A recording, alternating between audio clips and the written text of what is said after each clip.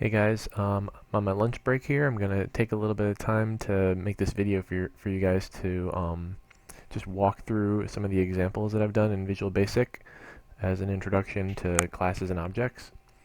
So this is pretty much the first time we'll be looking at object-oriented programming in Visual Basic, whereas before we were using what we call primitive variables, integers, strings, booleans, variables with values that are simple and not complicated. So I'm just going to dive right into it here because I want to kind of move through this quickly on the first shot. And as we start talking about this more in class, I can go into more details about some of the questions you guys might have. So it's going to be kind of fast and furious here. So a class is basically a type definition. It gives you the ability to create a variable, or in Visual Basic, a dim that is complicated. It's an object instead of just a simple value. And you can see I have this person.vb here in my example 1 project. So this is a class. Just for your information, the way you would have added that is you just click on the project, you right click, and you say add class. So that'll give you the ability to add as many class files as you want into the project. So everything except this stuff here, it'll create this outside stuff for you. It'll say public class and then whatever you named it, and then there's the end of the definition. So anything you put inside of public class and end class is going to end up being part of the class definition. And what you're basically saying here is you're creating a blueprint for objects that you're going to be creating. So by creating a class person, I'm setting myself up to create multiple person objects. So once I've completed defining this class, which is like the blueprint for my objects, then I can go ahead and create as many person objects as I want. It's kind of like, people say the blueprint because in architecture you would draw out the blueprint, a single blueprint for potentially multiple structures or buildings, and then using that single blueprint the builders would go off and create those buildings, and they would all be the same because they would all be following the instructions of the same exact blueprint. So it's kind of like a map or a blueprint describing how to create a certain type of object. And in this case, the type is person. So this should look pretty familiar here. Instead of, this looks like two variable declarations, which it is. Instead of the word dim, you don't need to use the word dim inside of a class definition. Instead, you simply specify whether it's public or private. And what that means is basically these variable declarations, which we call member variables inside of a class because they're part of the object. These variables are going to be part of the object. Like in English, this class basically says, every person has a name, every person has an age. That's what it says. And by making it public, if you can imagine a real object in real life, like a laptop or a microwave or a refrigerator, there are certain aspects of it that you can see on the exterior and you can touch and interact with, and then there's other things that are hidden away from you on the inside that may be integral to the workings of that object, like the wires on the inside of the microwave, but you'll never see them and you'll never touch them. So that's the difference really between public and private, and we'll get to work with that a little more as we go on. And we're going to start off simple with just two public variables, member variables, a name, which is a string, and an age, which is an integer. So it's pretty clear. I'm saying I want to be able to create people, and all my people have names, and all my people have ages. So that's really all there is to it with our first class here. And if I look back in the main program, so you can see right away on the very first line of code that I'm able to dim a variable as a person, whereas before we were using simple variables like integer or string or boolean. Now we can create as many variables as we want of type person. And if we remember back to the class, like I said, this says every person has a name, every person has an age. So just by defining that one variable Donnie, I'm really creating an object that has two things inside of it, because my class says, hey, every person has a name, every person has an age. So this object is going to have two variables inside of it. This object is going to have two variables inside of it. Two objects, each one of them having a name and an age. So this is going to be a little mysterious, right off the bat. We're going to get into constructors in the next lab. A constructor is this magical process of kind of creating the object itself. For now, the only important thing to note is your object doesn't actually exist yet when you dim it. The dim itself is creating the variable, but it doesn't actually create the object. And it sounds a little magical for now, and that's okay for a week or two, but just understand that there's, with objects as opposed to primitive variables, there's this other step that we have to take where after we dim it, we have to say, okay, now I'm saying Donnie equals new person, and that actually physically creates the object. Think of it this way: when it says new person, that's the act of saying, okay, let me go back and look at the class, read it. It says, oh, I need a string and an integer. And so this reads that information inside of the class and then physically creates those variables in memory. So at this point right here, we physically create the memory that's going to hold that string and that integer. So just think of this as setting up the variable. Think of this as physically creating the object. And the jargon we have for this is the word instantiation, or maybe it's instantiation. I forgot how to spell it. I think it's instantiation, maybe? I don't know.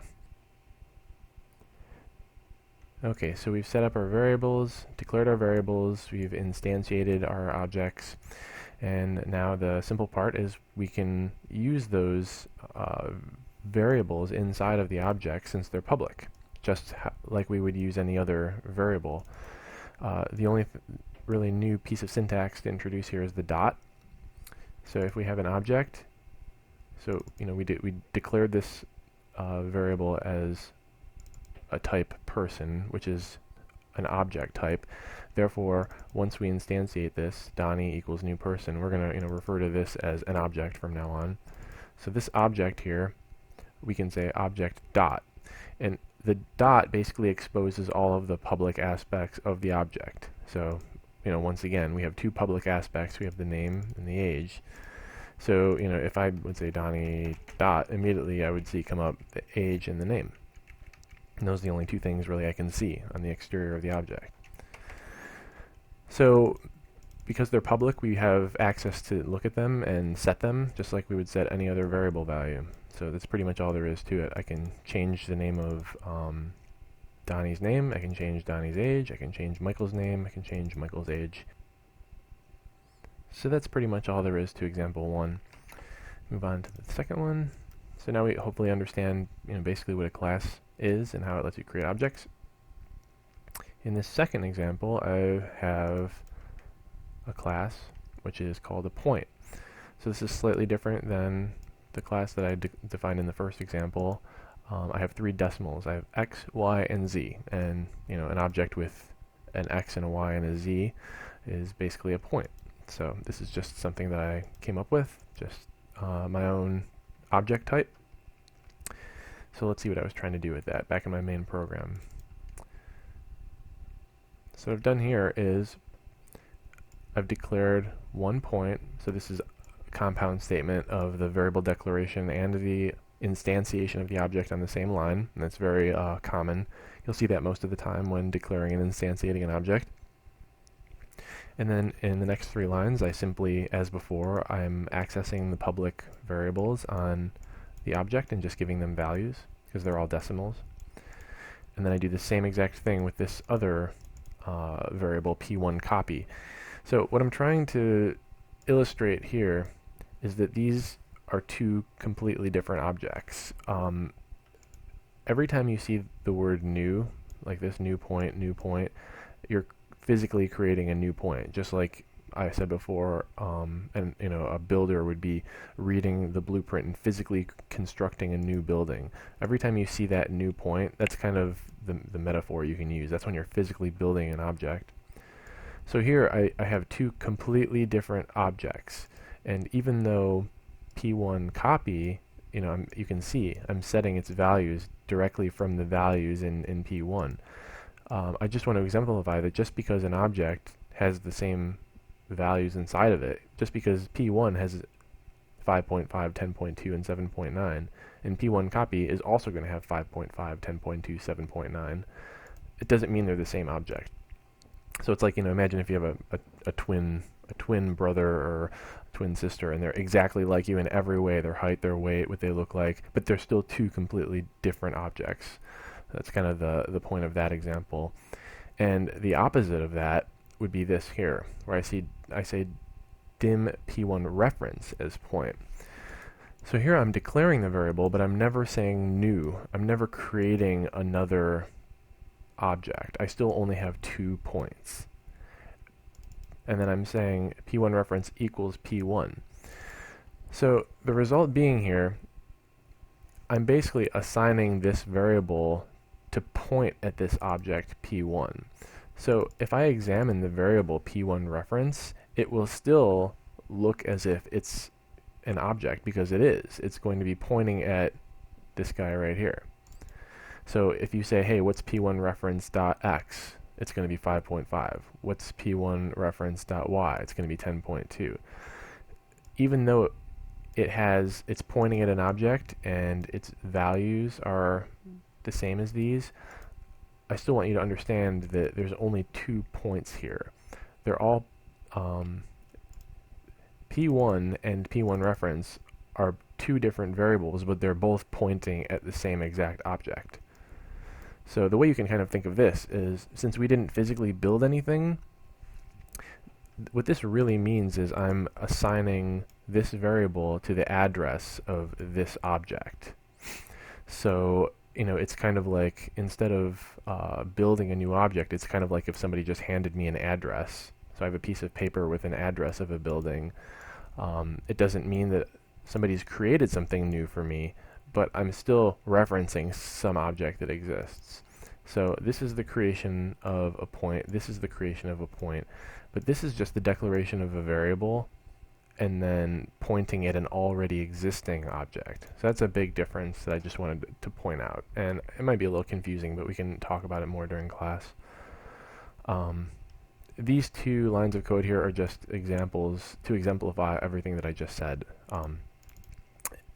Being result 1, this is comparing 2 objects, saying, are they really the same object? And p1 equals p1 copy is going to be false, because they're 2 completely different objects. They're like twins of each other. But p1 equals p1 reference will be true, because even though they're 2 different variables, they're really pointing at the same exact object. So I just wrote these to prove that they're pointing at the same exact thing. Alright, so that's example 2, halfway there. Example 3. So this is interesting. I've created another simple class in this case called a record. And a record is just, again, this time it's a string and an integer. This time I've said there's a record owner name and a record owner ID. What I've done here is I've written a function. So I really wanted to introduce you guys to simple functions. And most of this stuff gets written for you. Example, if I said public function blah, I think if I hit enter, it writes all the rest of the stuff for you. So it's really all this stuff here in the middle that you have to worry about. So by writing this function, what I'm saying is I'm attaching a behavior to all of the objects. A record will be able to do something. So here, these are like nouns. So I'm saying a record has this, a record has that. Every record has an owner ID, every record has an owner name. But by making a function, I'm saying every record can do this. So it's more of a behavior or a verb. So get formatted string. I named that. You can make a function named anything you want. So I created that name, and the rest is whatever I want to do. So let's examine this and see what it does. So anytime I actually ask a record, hey, you get me a formatted string, what's it going to do? That's what's inside of the function, is how is it actually going to perform this behavior that you asked it to perform. So this first line of code I wrote should be almost obvious. It's just a dim, so I'm creating this variable. And then here's the assignment operator. And then the value on the right is a string concatenation. The only thing that we should even be wondering here is, what is this me thing? Well, since we are inside the function definition, and the function definition is inside of the definition of the class, you got to remember that I'm defining what these objects, these record objects, will be able to contain and do. And this is one of those behaviors. So within the context of the definition of this behavior, what would me mean? Well, me would be the actual object that's performing this behavior in this case. You never know which object it's going to be, because if you're just the architect drawing up a blueprint, you have no idea how many people are going to take your blueprint and go off and build buildings, right? They could build 100 of them in Ohio, or 1,000 of them across the nation, or maybe they're just going to throw away your blueprint and never use it. So since I'm just creating the blueprint, I don't really know right now the details of the particular objects, but I can say, in theory, when anybody goes out and invokes this getFormatedString method, in that context, I'm going to be a record. Therefore, I know I'm going to have an owner ID because I already promised up here that every record has an owner ID. So when we say me.ownerID, I'm talking about myself, because in the context of this scenario, I am a record object. Therefore, I have an owner ID.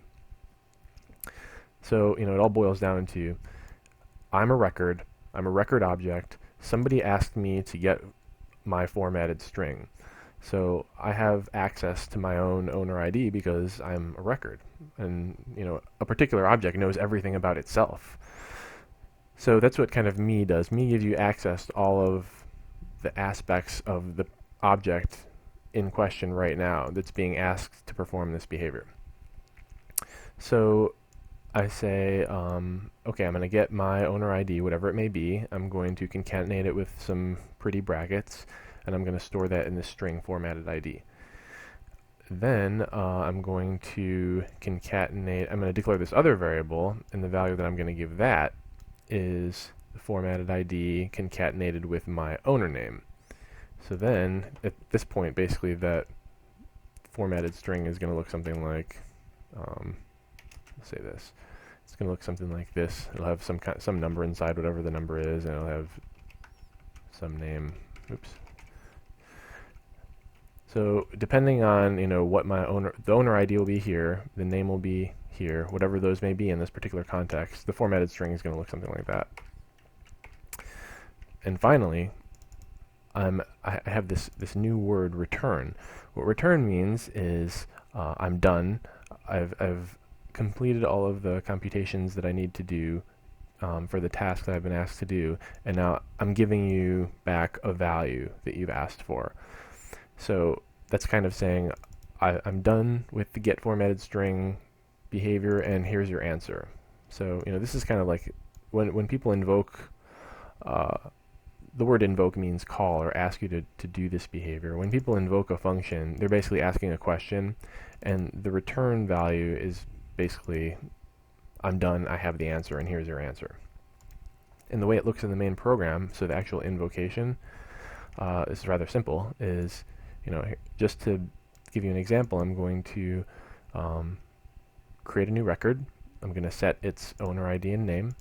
And then this is an example of the invocation. I'm saying, hey, I want to actually invoke the getFormatedString function. And since this is a string, because if you look back at the class, oops, forgot to do that actually. It should say as string here. Not actually, obviously, it's not completely enforced by the compiler to do this. You don't have to specify what type you're going to return back, but it's good practice. So since this function is giving back a string, then this is a string. This value is a string.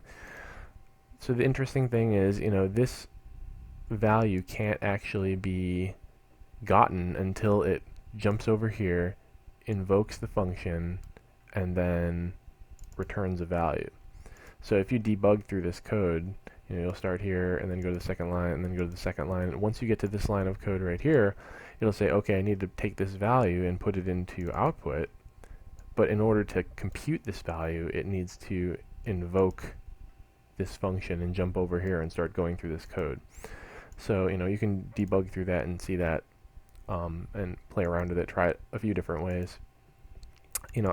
This isn't meant to make you experts at functions yet, because in the next lab we're really going to talk about functions, subroutines, parameter passing. We're really going to get into all the details. I just wanted to introduce you to at least the concept of tacking on a behavior onto an object. So that's that. And then the last thing, and this is actually a little hard for people to understand at the beginning, but we'll give it a whirl. At least to introduce it before we get to master it. So this again is a simple class where we say every point has an x and y integer. The difference is that I've put a shared object onto point. Now this is a little weird because what I've said in the past, or up until this point, is these two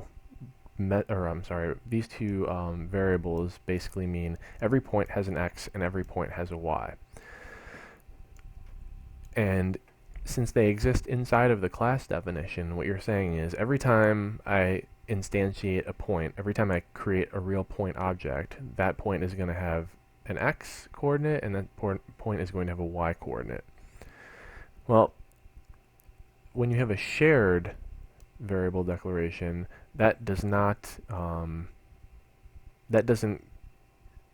work the same way as member variable declarations. Member variable declarations like this mean all objects of this type will have these variables. When it's shared, it actually means the opposite. It has nothing to do with objects that you're going to be creating from that class. So, this variable here, origin, if I create a bunch of points, none of them are going to have an origin. What shared means is I'm creating one single global variable that kind of sits on the class. We say it lives on the class. It's a way of creating, I hate to use the word global, but it's kind of the way it is. Like I said, we can talk about it a little more, but it basically sits on top of the class. It lives on the class. Regardless of, if you create 0-point objects or 100-point objects, or, no matter how many point objects you create, it has no effect on how many, has no effect on this shared variable. There's just one of these, and it's just sitting there on the class. And this is what it is. It's a point. So I think, it makes a lot more sense when you look at this.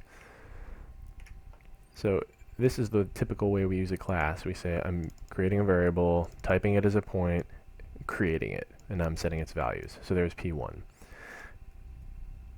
Declaring a variable, instantiating it, setting its values. So there's another point.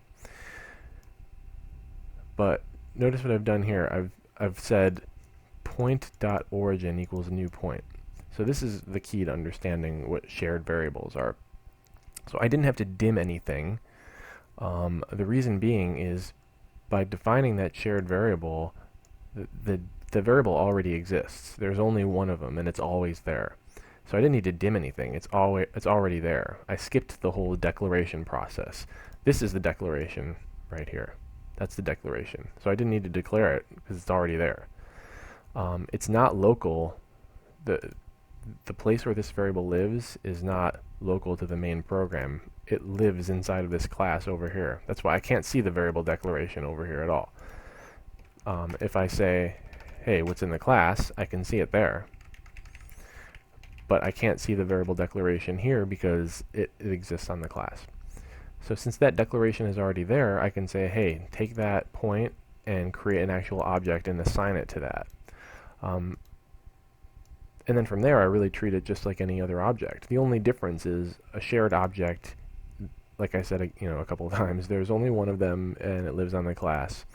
I could do something like this too. I could say point.origin equals p1. This variable, I can do whatever I want with it. I can reference a point that already exists, or I can instantiate it as its own object like I was doing before. So I just wanted to introduce that because it gives you a way of putting objects on a class, putting a single object on a class in a way that you really are showing that you never intended to create a whole bunch of them. I think there's a multitude of examples of why you might want to do this.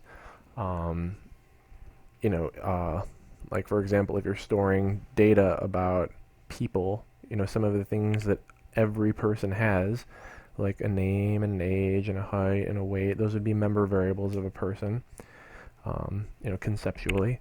But when you're talking about, something where there's only really one piece of data that pertains to all people, like maybe the average life expectancy, or the species or the genus, or one of those pieces of information where there really only exists one value that pertains to all people. Well, where's the correct and most simple and appropriate place to put that, to store that in your code? Well, it wouldn't make sense to dim a variable here and store it there. That would be sloppy. It would be better to store it in the class. And kind of the origin, I thought the origin was a decent example for that, because there's only one origin on a graph. So I'm not going to ever have more than one, so it's kind of just makes sense to have a single solitary origin point. So that's just one example. Anywhere where it makes sense to just have one thing, one object, and you're never going to create more of them, you can make it shared. So it's just a technique for scoping things, I guess. It's a decision of whether or not you want to put something inside of the actual instance objects, or whether you want to just slap something on the class. Certainly making something shared is simpler because there's only one of them and it's just on the class and it's always there.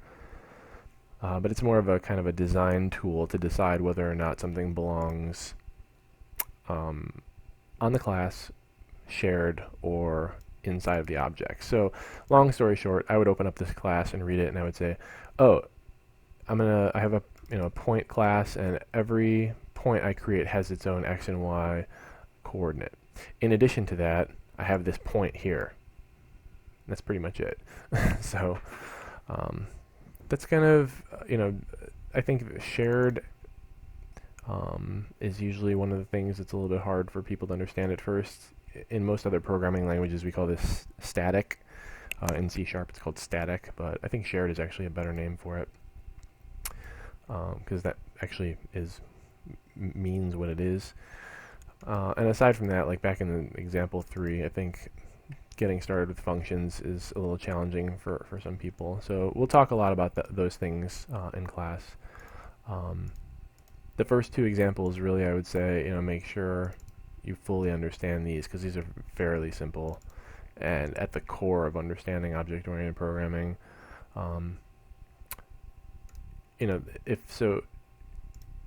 If you have any questions about example 1 and 2 particularly, make sure you bring those to class, because I really want to make sure everybody understands just how to define a class and how to create objects from that class. So especially example 1 and 2, I really want to make sure everybody understands. Okay, so it's been a little over half an hour. I think I should stop now. So thanks for watching, and like I said, make sure you go through all the material on Blackboard and bring questions to class, and we'll work through them in class together. All right, thanks.